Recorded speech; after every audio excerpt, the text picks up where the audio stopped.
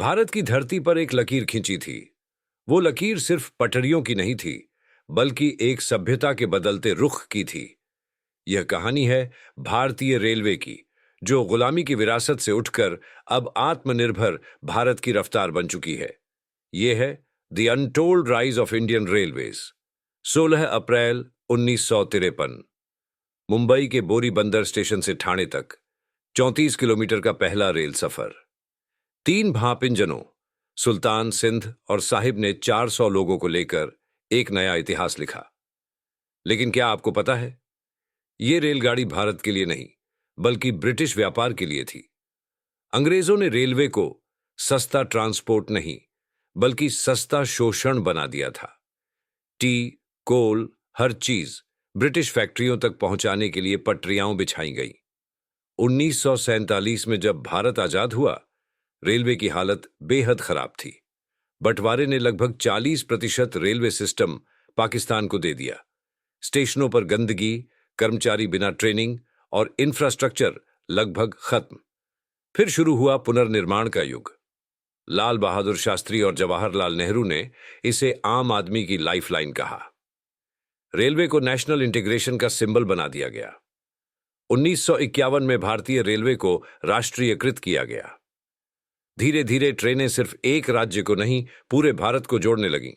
राजधानी एक्सप्रेस 1968, शताब्दी एक्सप्रेस 1968, दुरंतो, गरीब राथ और फिर EMUS। आज भारतीय रेलवे 67,000 से अधिक किलोमीटर ट्रैक, 7,000 से अधिक स्टेशन, 20,000 से अधिक ट्रेनें, हर दिन 1 करोड़ 20 लाख लोग रोज सफर करते हैं।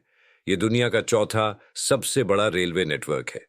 आज भारतीय रेलवे सिर्फ लोहे की पटरी पर दौड़ती ट्रेन नहीं, ये एक हाईटेक मिशन है। वंदे भारत ट्रेन्स भारत में बनी semi high speed train, dedicated freight corridors, DFC। व्यापार की रफ्तार को नया engine, bio toilets, CCTV, wifi और अब solar powered coaches. Indian railways अब ग्रीन रेलवे बनने की ओर है।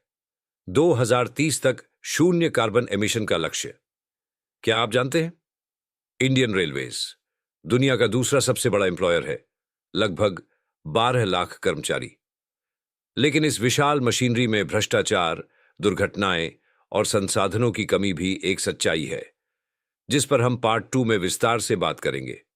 2017 में भारत और जापान के बीच Mumbai Ahmedabad bullet train project का ऐलान हुआ। लक्ष्य था 320 किलोमीटर प्रति घंटा की स्पीड और मात्र 2 घंटे का सफर। 1.1 लाख करोड़ की लागत शुरुआत। 2023 कंप्लीशन। अब 2028 जमीन अधिग्रहण, राजनीति और स्थानीय विरोध ने प्रोजेक्ट को स्लो कर दिया। लेकिन निर्माण जारी है और भारत पहली बार शिंकनसेन टेक्नोलॉजी अपनाने जा रहा है। सवाल यह है, क्या यह सिर्फ अमीरों की ट्रेन होगी? क्या भारत की जरूरतें बुलेट से ज्यादा बुनियादी नहीं हैं? 2019 में इंडियन रेलवे ने प्राइवेटाइजेशन का दरवाजा खोला। तेजस एक्सप्रेस पहली प्राइवेट ट्रेन IRCTC द्वारा ऑपरेट की गई। निजी कंपनियां, बेहतर सर्विस, हाई फेयर्स। लेकिन आलोचना भी हुई। रेल आम आदमी की सुविधा है, इसे व्यापार नहीं बनाओ। क्या होगा जब रेलवे बिजनेस बन जाएगा? टिकट रेट्स बढ़ेंगे, लो इनकम यात्रियों की एक्सेस घटेगी, प्राइवेट वर्सेस पब्लिक वर्कर्स की लड़ाई बढ़ेगी। कई यूनियनों ने इसे गुप्त बेचने की योजना कहा। 1. सुरक्षा। हर साल सैकड़ों छोटे बड़े हादसे, ट्रैकों की देखरेख, सिग्नल फेलियर्स, ह्यूमन एरर्स, ये रेलवे की सबसे बड़ी कमजोरी बनी हुई है। 2. Time delays.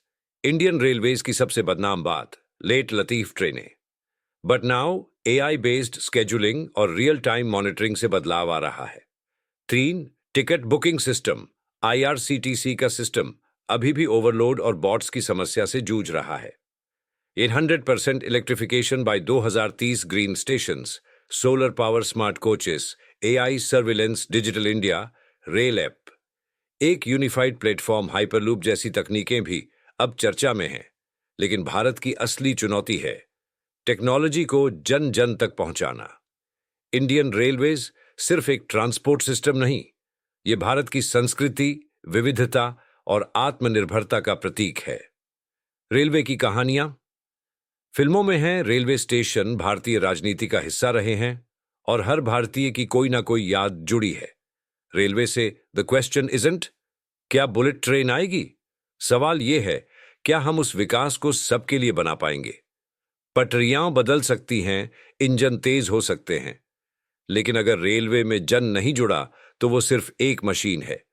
इंडियन रेलवेज का असली भविष्य तभी चमकेगा जब हर भारतीय उसमें अपनी झलक देखे। This is the untold rise, जहां हर दिन मिलती है एक नई कहानी, एक नया भारत।